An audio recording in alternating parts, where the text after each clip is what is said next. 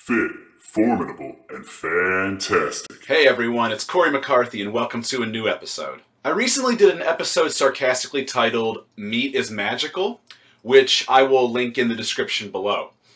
This is sort of a follow-up video, or rather an expansion on that topic. But it was also inspired in part by the rampant amount of hate I saw directed toward the Light Twins on one of Richard's latest training videos based on how they look and how much they could lift. Richard already summed up male body image issues and the subsequent insecurities quite sufficiently in another recent video which I will link below. Thus, I don't really feel the need to retread that road at the moment. However, I have a specific but related issue to call out and to destroy. People seem to have this ridiculous notion that being a vegan automatically makes you weaker, as if animal products contain some magical compound or fairy dust that for whatever reason is not recognized by scientific analysis and doesn't appear on any nutritional labeling. Now, if people wish to believe in magic, unicorns, dragons, fairies, and other mystical shit, much like they do religion, well, that is their prerogative. But I expect that you come at me with science, not nonsense, because my bullshit detector is extremely sensitive and the resulting alarm is quite annoying. To provide a couple of examples which didn't even take much digging to find. Comments like these, which make such assertions as someone is weak because they're vegan, but when confronted with fellas like Patrik Baboumian, they jump to the ubiquitous, he built all of his muscle on animal products, or something in that ballpark. Bro, do you even nutritional science before you comment? Seriously. If a vegan diet was not sufficient for building or maintaining muscle mass, no matter how you manipulate your calories and macros, then how in the ever-loving sweet fuck do you think Patrik has maintained his size as a vegan? Let alone apparently breaking fucking records on video as reported by mainstream fitness publication Muscle and Fitness. If a plant-based diet was truly inadequate, he'd be shrinking, not fucking crushing PRs, especially considering he turned vegan half a fucking decade ago, back in 2011.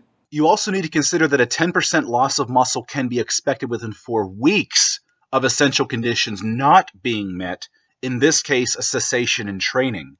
Arguably, training is only 1/3 of the equation. Ample diet and sleep are also essential elements for proper health, as well as the maintenance or growth of muscle tissue. So if you fuck off at any one of those, especially diet or training, you will be spinning your wheels at best and regressing at worst.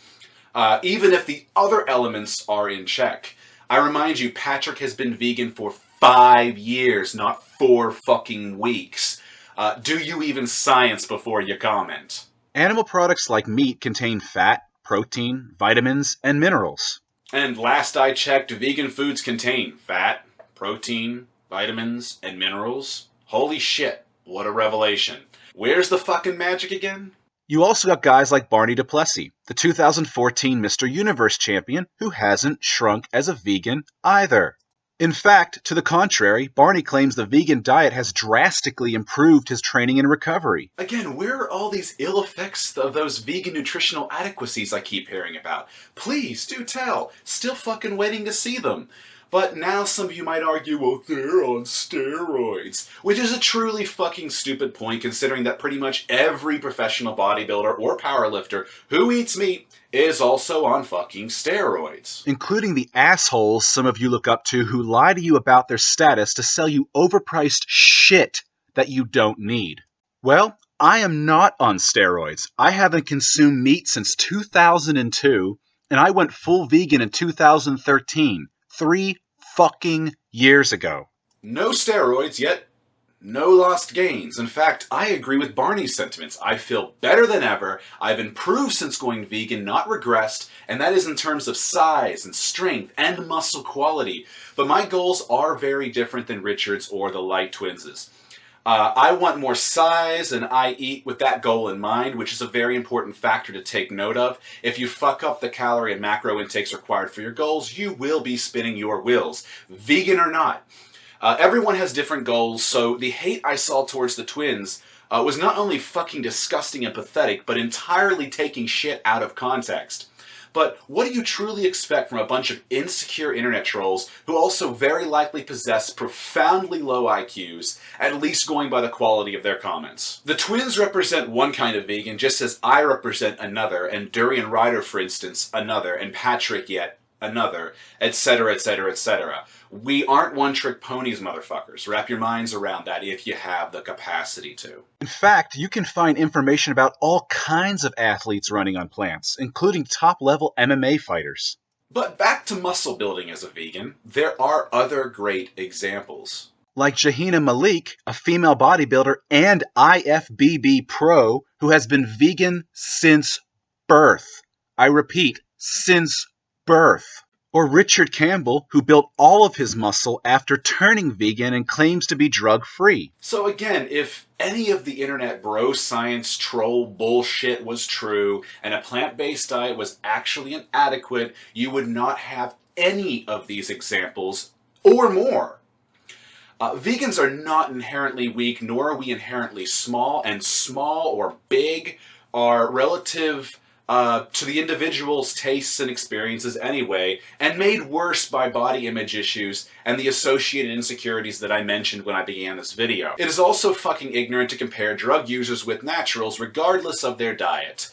Which is another issue that I do commonly see, and a problem amplified by the fake Natty situation in the fitness industry, which fools so many younger lifting enthusiasts. To conclude, you don't need animal products to survive or thrive, not at any stage in your life cycle, not even as athletes. But hey, don't just take it from me or various personal anecdotes. That's actually the official published stance of the Academy of Nutrition and Dietetics, who are the world's largest organization of food and nutrition professionals, founded in 1917.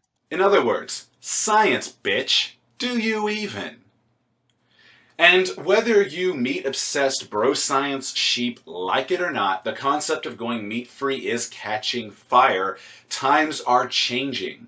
Just look at Google Trends. That's an exponential growth curve. And this is all especially true since icon Arnold Schwarzenegger made his recent public statement about animal agriculture and the environmental impacts. Just check out the latest US edition of Muscle and Fitness magazine, the February 2016 issue.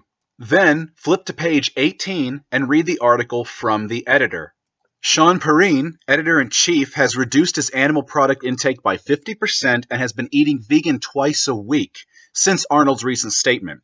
He claims that he hasn't lost an ounce of muscle and he has more energy than ever before. Just imagine how he'd feel if he went 100% 24/7. That's a long-running, mainstream, bro-servicing fitness publication bound to have some level of impact. Sean also encourages that you reach out to him and about your experiences going meat-free by emailing him at editor@muscleandfitness.com.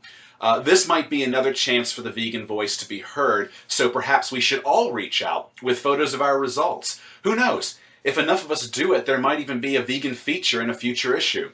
In fact, the Muscle and Fitness senior editor, Zach Ziegler, is fully vegetarian, according to page 50 of that same issue. Anyway, I think that I've said about all that I want to say on this infuriating topic, at least for now.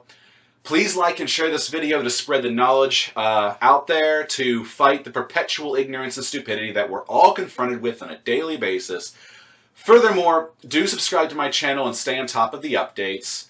Otherwise, until next time.